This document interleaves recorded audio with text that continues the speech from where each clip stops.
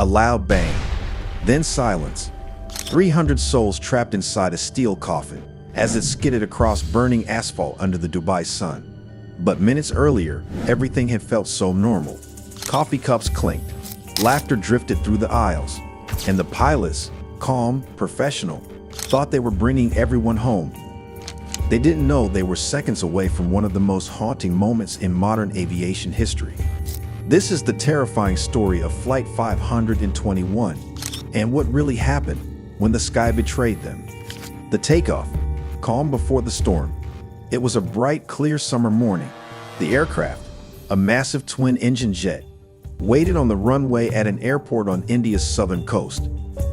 Inside, hundreds of passengers settled into their seats. Parents, workers, tourists, people from 20 nations, heading to Dubai. The cabin smelled faintly of jet fuel and coffee.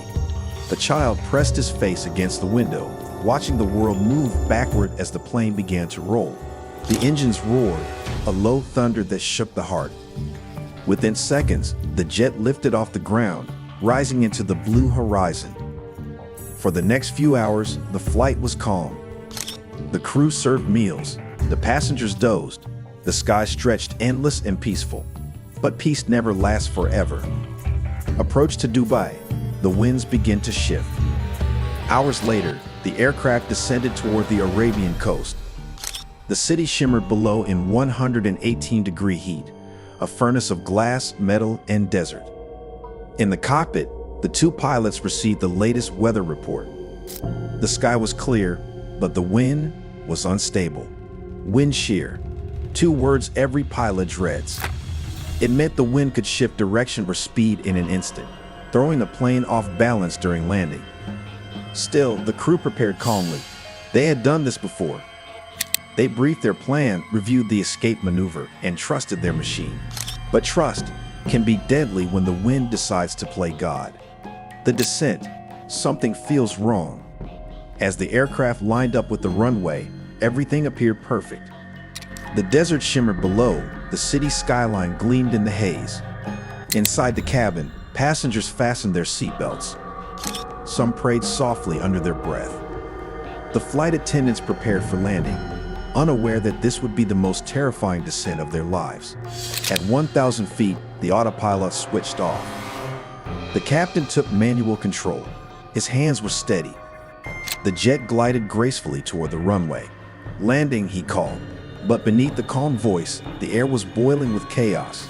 The temperature on the runway was extreme, enough to create invisible rivers of rising heat, bending the wind into unpredictable shapes.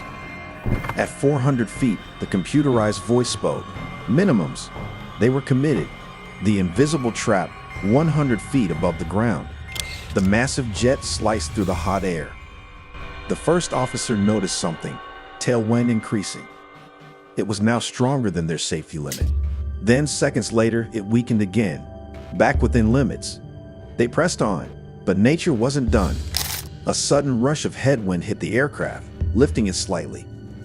The plane floated, gliding above the runway instead of landing on it. To passengers, it just felt like a long, smooth hover. To the pilots, it was a nightmare. Every second in the air meant less runway to stop. The end of the tarmac was approaching fast. Then, a soft thud. The right wheels brushed the ground. So soft, the pilots didn't even feel it. The aircraft believed it had landed, and something inside the system switched. A tiny, deadly detail. The go-around button was now disabled. The system thought, "You're on the ground. You can't go around." But the pilots thought they were still flying. That misunderstanding would cost them everything. The go-around that never happened. "Go around," the captain called. He pressed the button. Nothing happened. He didn't notice.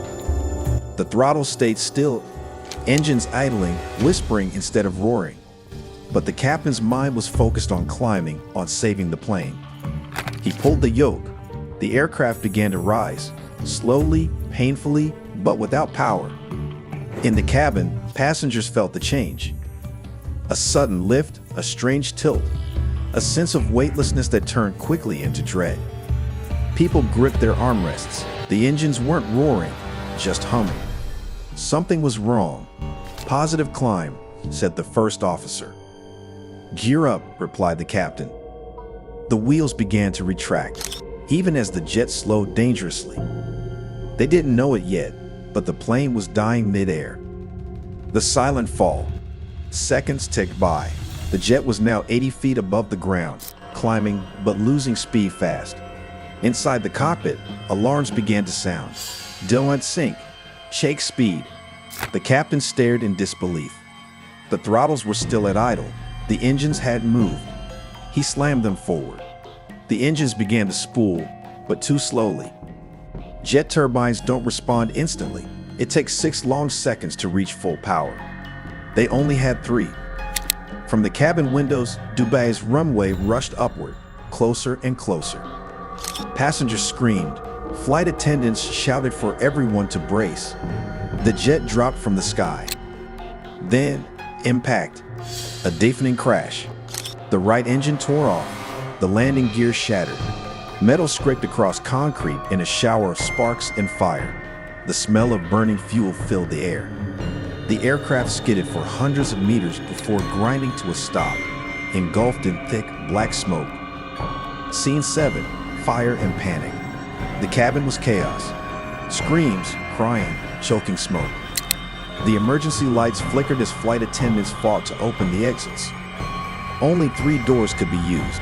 The others were blocked by smoke, fire, or jam slides. People pushed and stumbled through the aisles, desperate to escape. The heat was unbearable. Outside, rescue trucks were already racing across the tarmac, spraying foam over the burning jet. Within 90 seconds, firefighters were at the scene, fighting to contain the inferno. One by one, passengers slid down the chutes into a haze of heat and smoke. It took 7 long minutes until the last person got out, far longer than the 90-second target. But everyone survived. Everyone except one. A firefighter lost his life when the center fuel tank exploded, sending debris across the runway. Scene 8. The aftermath. Lessons in smoke. The once beautiful aircraft was now a melted skeleton of aluminum and ash. For the airline, it was their first total loss in decades, a blow that shook the world of aviation. But beyond the metal and fire was a deeper question. How could 2 skilled pilots in a modern aircraft make such a mistake? Investigators later discovered the truth, the small, cruel trick of automation. When the plane briefly touched the runway, its systems disabled the go-around function. When the pilots tried to climb, the engines never received the order. They were fighting a ghost, believing the plane was helping them, while it silently refused. The investigation changed everything. Simulator programs were rewritten. Pilots were retrained to perform go-arounds even after touchdown. Controllers began sharing detailed reports of wind shear and go-around reasons. Because in aviation, one misunderstanding can destroy everything. The sky remembers. In the end, Flight 521 wasn't just a story of wind or metal. It was a story of human faith. Faith in machines, faith in training, faith that the sky would always hold them. But that day, the sky reminded everyone that it doesn't take sides. It doesn't care how advanced your technology is. One wrong assumption, 1 second of delay, and gravity takes it all back. Outro, emotional, YouTube style. 300 people lived to tell the tale. One hero firefighter gave his life to save them. From the ashes of Flight 521 came lessons that changed aviation forever. The next time you fly and you feel the engines roar, remember the silence that almost claimed them all. Because in the sky, survival is never guaranteed. It's earned. If you want more real stories that reveal what happens when humans face the impossible, subscribe, hit the bell icon, and stay tuned for the next untold story from the skies.